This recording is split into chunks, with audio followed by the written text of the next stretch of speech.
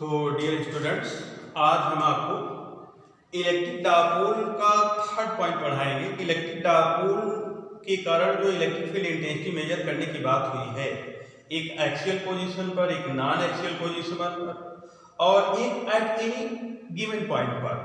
तो जो at any given point की बात है उसके लिए देखेंगे कि ये मान लिया जाए कि हमारे पास एक कोई -q चार्ज है इलेक्ट्रिक डायपोल का, ये +q चार्ज है, पूरा डायपोल AB ये डायपोल है।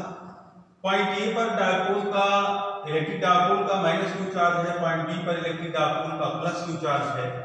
और मिड पॉइंट O से ना तो हम इस बार एक्सियल पोजीशन पर होंगे, ना तो हम इस बार नॉन एक्सियल पोजीशन पर होंगे, हम किसी एट एनी गिवन पॉइंट पर होंगे, दोनों के बीच में कहीं होंगे। क्योंकि हमारा जो पॉइंट है ये है कि electric field intensity at any point due to electric dipole, किसी दिए गए बिंदु पर, अगर आप सीध में होंगे तो एक्सियल पर होंगे, आप परपेंडिकुलर में होंगे तो नॉन एक्सियल पे होंगे।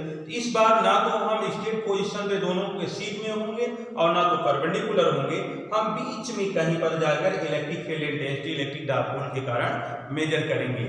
तो इसका मिड पॉइंट O से एट ए डिस्टेंस r दूरी पर किसी गिवन पॉइंट P पर हम इलेक्ट्रिक फील्ड इंटेंसिटी मेजर करना चाहते हैं। पॉइंट P से O को जो मिलाने वाली रेखा है, ये इलेक्ट्रिक डायपोल का जो इलेक्ट्रिक डायपोल मोमेंट है, और every electric dipole have electric dipole moment and direction of this electric dipole moment from negative to positive, ये आपको बताया गया है। तो जो -q से +q की ओर इलेक्ट्रिक डायपोल मोमेंट का डायरेक्शन होगा, ये दैट इज P। तो P के साथ ये जो वेक्टर P है, ये O और P के साथ जो रेखा ये मिलाई जा रही है, इसके साथ ये थीटा एंगल फॉर्म कर रहा है। इसके मिड पॉइंट से P के डिस्टेंस पर हम टेकअप कर रहे हैं और डिस्टेंस पर मेजर कर रहे हैं electric field intensity due to electric dipole. तो यहाँ हमको ये देखना है कि पॉइंट P, ये आपका जो इलेक्ट्रिक डायपोल का इलेक्ट्रिक डायपोल मोमेंट P है, यह एक वेक्टर क्वांटिटी है। अगर वेक्टर क्वांटिटी किसी एंगल पर फॉर्म कर रही है तो उसका हम कंपोनेंट मेजर करेंगे।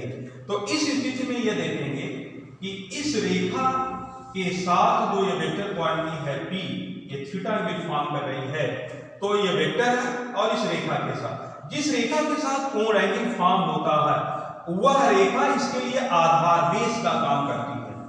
और जब उसकी परपेंडिकुलर जो लाइन होगी, 90 डिग्री पे जो लाइन होगी, वो नॉर्मल का काम करेगी।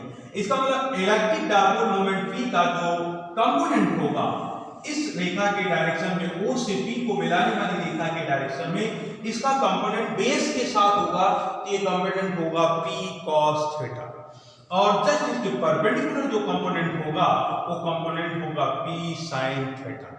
इसका तात्पर्य यह हुआ कि जो हमारा इनिशियल इलेक्ट्रिक डायपोल था, जिसका इलेक्ट्रिक डायपोल मोमेंट P था, और इलेक्ट्रिक डायपोल मोमेंट P का डायरेक्शन माइनस से प्लस की ओर था, इसका दो कंपोनेंट हो गया, एक हो गया P cos थीटा और एक जस्ट परपेंडिकुलर हो गया इसका कंपोनेंट P sin थीटा। ये दोनों कंपोनेंट जब फॉर्म कर गए, तो जो इनिशियल इलेक्ट्रिक डायपोल मोमेंट है, इलेक्ट्रिक डायपोल हमने टेकअप किया था, ये दो इमेजिनरी इक्विवेलेंट डायपोल मोमेंट के इक्वल हो जाता है। हम इसको कंसीडर करेंगे, ये पॉइंट A था, इधर का पॉइंट हम A1 मान लेंगे, तो एक काल्पनिक इमेजिनरी इलेक्ट्रिक डायपोल मोमेंट बनाएगा A1 B1, इलेक्ट्रिक डायपोल ये बनाएगा। और इस काल्पनिक इलेक्ट्रिक डायपोल का इलेक्ट्रिक डायपोल मोमेंट जो होगा, वो होगा P sin थीटा। दूसरा जो काल्पनिक इलेक्ट्रिक डायपोल बनाएगा, ये आपका बनाएगा A2 B2, और इस A2 B2 का जो इलेक्ट्रिक डायपोल मोमेंट होगा, ये होगा P sin थीटा। क्लियर? अब हम जो दोनों काल्पनिक इलेक्ट्रिक डायपोल बने हुए हैं, जिनके इलेक्ट्रिक डायपोल मोमेंट क्रमशः P sin थीटा और P cos थीटा हैं, A1 B1 वाला जो इमेजिनरी बना हुआ है, इसका जो कंपोनेंट है इलेक्ट्रिक डायपोल मोमेंट का जो कंपोनेंट है वो P sin थीटा है। A2 B2 जो बना हुआ है, A2 B2 जो बना हुआ है, इसके इलेक्ट्रिक डायपोल मोमेंट का जो कंपोनेंट है वो P cos थीटा। इन दोनों के कारण हम इलेक्ट्रिक फील्ड इंटेंसिटी मेजर करेंगे। तो फर्स्ट ऑफ ऑल हम ये देखेंगे कि कल्पित माने काल्पनिक, जो कल्पना किया गया कंपोनेंट्स निकाल करके, तो कल्पित वैद्युत द्विध्रुव A1 B1 के कारण बिंदु P पर वैद्युत क्षेत्र की तीव्रता, A1 B1 के कारण बिंदु P पर वैद्युत क्षेत्र की तीव्रता।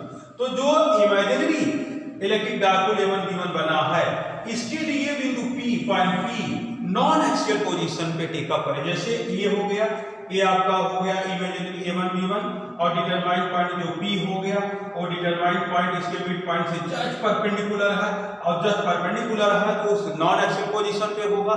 तो A1 B1 के कारण जो electric field intensity point P पे होगी, इसको हम मान ले क्या हो जाए, E1 हो जाए। तो E1 = 1/4 pi epsilon 0 P sin theta by r cube होगा, क्योंकि डिस्टेंस का क्यूब होता है। जब नॉन एक्सियल पोजीशन वाली बात आपको जनरल में बताई गई है, तो वहां पर electric field intensity E = 1/4 pi epsilon 0 P by r cube, ये एक्सप्रेशन आता है नॉन एक्सियल के लिए।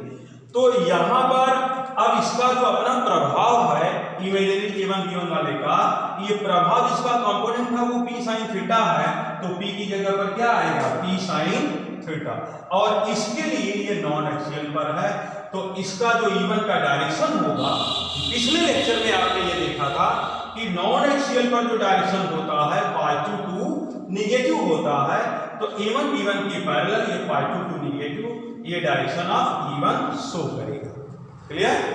फिर हमको ये देखना है इसी तरीके से जो imaginary electric dipole A2 B2 form किया है, determine point P A2 B2 के सीध में पड़ रहा है, माने A2 B2 के एक्सियल पोजीशन पर पड़ रहा है, और A2 B2 के जो इलेक्ट्रिक डायपोल मोमेंट का जो कंपोनेंट है वो कंपोनेंट है आपका P cos थीटा। तो हम ये देखें कि कल्पित माने काल्पनिक वैद्युत द्विध्रुव A2 B2 that is A2 B2 के कारण बिंदु P पर वैद्युत क्षेत्र की तीव्रता, माने A2 B2 के कारण बिंदु P पर वैद्युत क्षेत्र की तीव्रता अगर यह E2 है, तो E2 = 1/4 pi epsilon 0 2P cos theta by r। क्योंकि एक्सियल पोजीशन पर पिछले लेक्चर में आपने देखा है कि एक्सियल पोजीशन पर किसी इलेक्ट्रिक डायपोल के कारण जो इलेक्ट्रिक फील्ड का एक्सप्रेशन होता है वहां 2P/r³ आता है।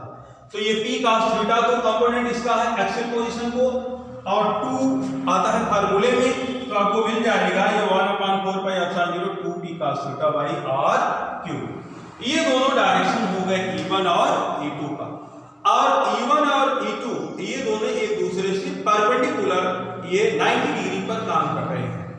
अब हमें यहाँ पर दोनों के कारण रिजल्टेंट इलेक्ट्रिक फील्ड इंटेंसिटी चाहिए। तो resultant electric field intensity major करने के लिए हम वेक्टर का पैरेललोग्राम मेथड अप्लाई करेंगे। तो वेक्टर का पैरेललोग्राम मेथड अप्लाई करेंगे तो एक ही वेक्टर पॉइंट पर जब दो वेक्टर काम कर रहे हैं तो हम पैरेललोग्राम मेथड से उनका resultant electric field intensity take up कर लेंगे। तो इस तरीके से होगा।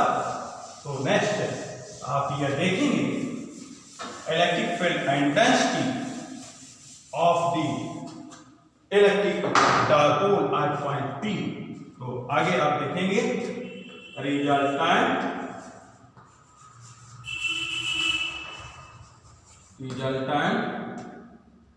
Electric field intensity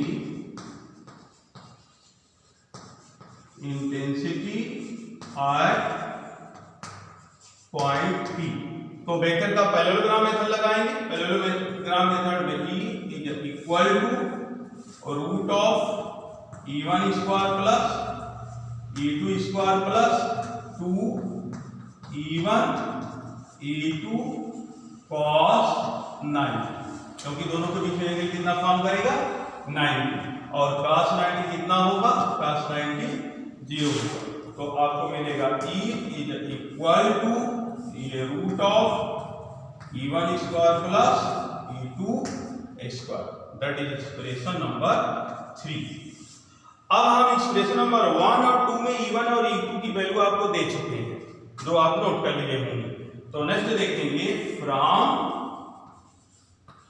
equation 1, 2 and 3 we have equation 1 और 2 से E1 और E2 की वैल्यू यहां रखेंगे और हल करेंगे, रिजल्टेंट इलेक्ट्रिक फील्ड इंटेंसिटी की वैल्यू पाएंगे। E इज इक्वल टू ये रूट ऑफ इक्वेशन 1 में जो E1 की वैल्यू थी 1/4 pi epsilon 0 P sin theta by r cube इसका स्क्वायर, क्योंकि E1 का स्क्वायर है। इक्वेशन नंबर 2 में E2 की वैल्यू है 1/4 pi epsilon 0 2p cos theta by r cube इसका स्क्वायर। ये आपका E2 की वैल्यू है, E2 की, और ये वैल्यू E1 की। इसमें से हम सॉल्व करके बाहर निकलने वाली बातों को बाहर कर लेंगे। तो ये ऑलरेडी आपको मिल जाएगा, ये होगा E is equal to 1/4 pi epsilon 0 P by r cube. ये दोनों में स्क्वायर होगा, स्क्वायर होकर रूट के बाहर जाएगा, ये बचेगा और ये मिल जाएगा आपको रूट ऑफ, यहां बचेगा साइन स्क्वायर थीटा प्लस ये आपका बचेगा 4 कॉस स्क्वायर थीटा। फिर इसको थोड़ा हम शॉर्ट करेंगे तो हम ये जानते हैं कि sine square theta plus cos square theta is equal to जो ट्रिग्नोमेट्रिकल एक्सप्रेशन है। तो यहां से हम sine square theta is equal to 1 minus cos square ये पा जाएंगे और इस वैल्यू को साइन स्क्वायर थीटा की जगह पर सब्स्टिट्यूट कर देंगे तो मिल जाएगा resultant E is equal to 1/4 pi epsilon 0 P by r cube in bracket 1 minus cos square theta plus 4 cos square theta. दोनों 4 का स्क्वायर थीटा में आ गया, ये 4 का स्क्वायर थीटा प्लस और 1 का स्क्वायर थीटा माइनस, तो 4 में से 1 जाएगा तो 3 का स्क्वायर थीटा आपको बचेगा। तो ये मिल गया next E is equal to 1/4 pi epsilon 0 P by r cube in bracket ये 1 plus 3 cos square theta, that is resultant electric field intensity due to electric dipole at any given point. ये given point ना तो axial पर है और ना तो non axial पर है, और जो गिवन पॉइंट है उसको मिलाने वाली जो रेखा है मिड पॉइंट से वो इसके एक्सियल पोजीशन से थीटा एंगल पर काम कर रहा है। इसमें से हम देखें अगर केसेस अप्लाई करें तो इस फार्मूले से ये चेक कर सकते हैं कि एक्सियल पोजीशन पर इलेक्ट्रिक फील्ड इंटेंसिटी कितनी होगी और नॉन एक्सियल पर इलेक्ट्रिक फील्ड इंटेंसिटी कितनी होगी।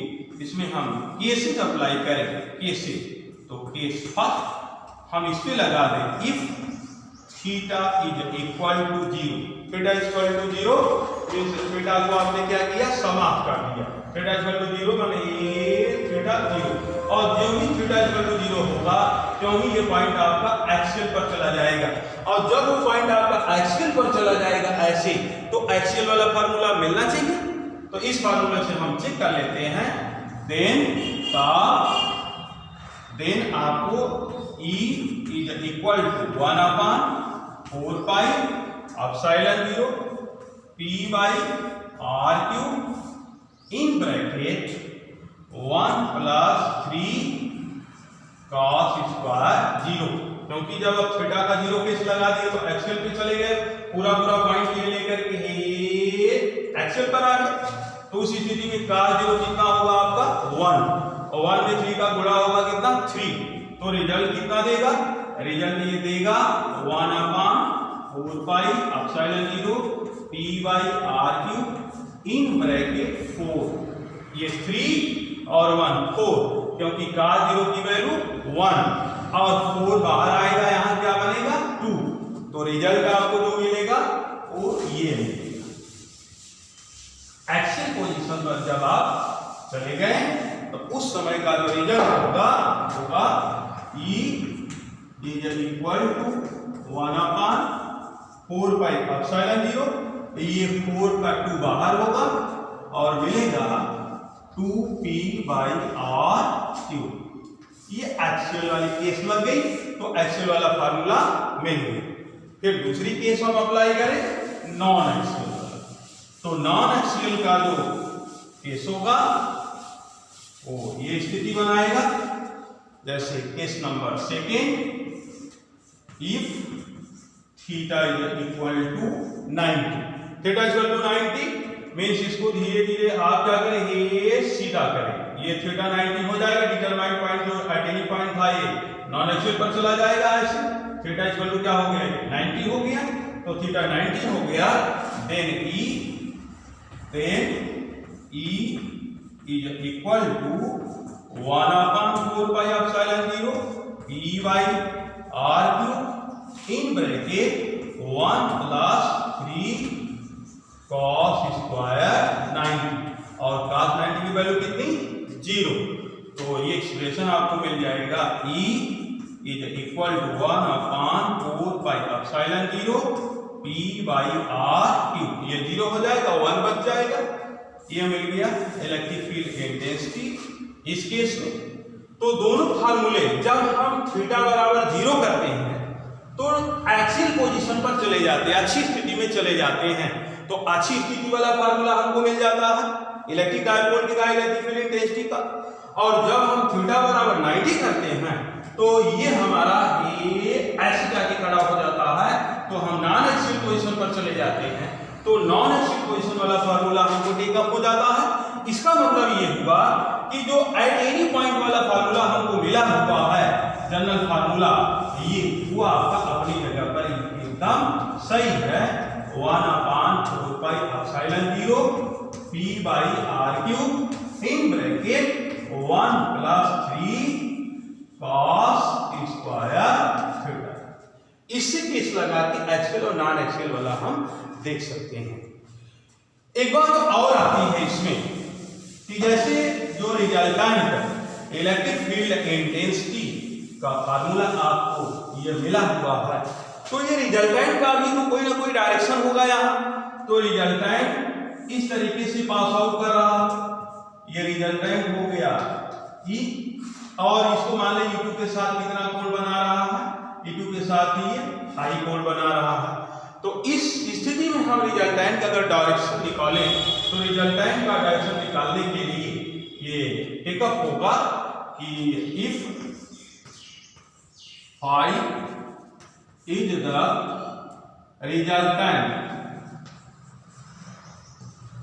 रिजल्टेंट